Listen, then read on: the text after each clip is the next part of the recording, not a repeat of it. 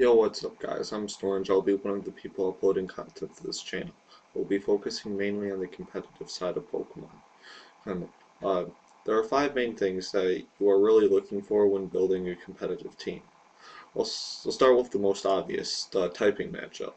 With with typing, you want to have an answer for every single Pokemon your opponent can bring in. And if they bring in a Charizard, you can switch into a Wash Rotom, and whether they're going for flying or fire, you'll be able to take the hit and then return with super effective damage. This example outlines the 2 important points. First is the Pokemon's ability to take the incoming attack with reduced damage. And then the second point is dealing super effective damage to your opponents, allowing you to be able to one-shot them.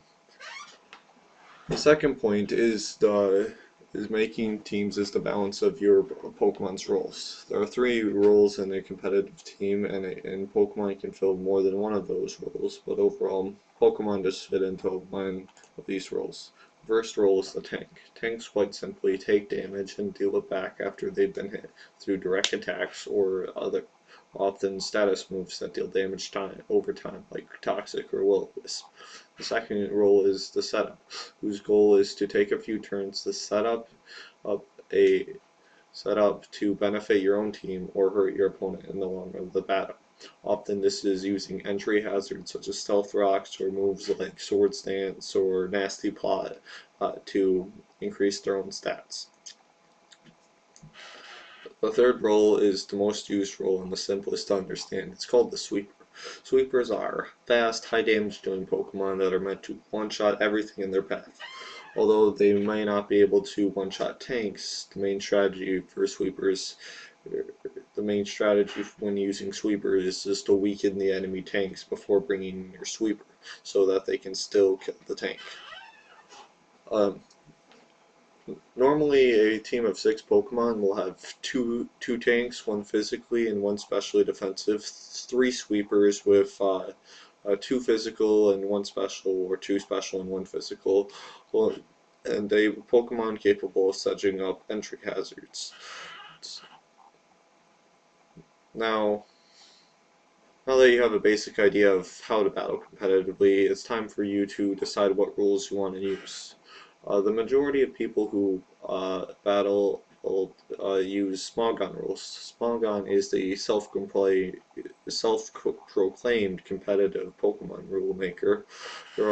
And although they make the games seem fair with the rules like Sleep Clause, which is you can't put more than 1 Pokemon to sleep at a time, and Evasion Clause, which bans the moves of Double Team and Minimize to increase your own evasion. Which makes it so you'll never get hit, basically. But their tier system is what I don't like. It makes the game hard to get into, and their tiers make it so matches use only around the same 20 Pokemon over and over, and it just ruins a lot of the creative aspect of making teams. The other set of rules is the official Game Freak rules, that are used in every single tournament, which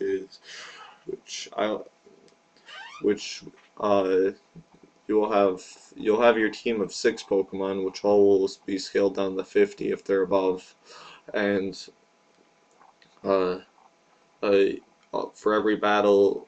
For every battle, it will be a doubles battle, and for the doubles battle, you will choose 4 of your 6 Pokemon to compete. None of your 6 Pokemon being able to share an item, and uh, none of your 6 Pokemon being able to share an item, and you can't have duplicates of any other Pokemon. Personally, I recommend using these rules because they are simpler to begin battling with, and these are the rules that you will use if you ever want to play an official tournament.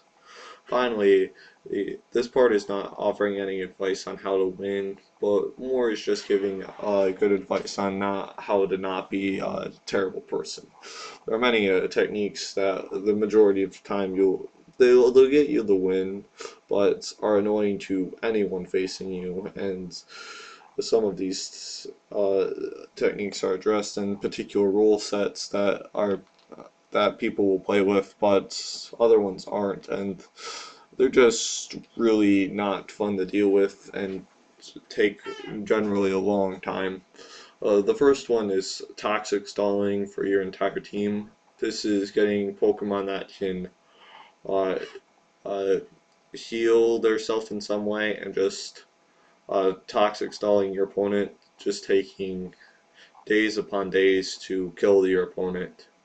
Uh, Using minimize, although there's moves that hit always, it's just really annoying when your opponent's using minimize because unless you brought one of those moves, it's you'll never hit them. Using spore or dark void excessively, both of these things just deal these just put Pokemon to sleep way too well, and just it's the game's no fun when all you have six Pokemon that are all asleep. Uh, so this I'm Snorange. This has been my guide on competitive battling. We'll be doing some things on EV training and IV breeding soon, so check those out. I'll add some annotations to when I make them.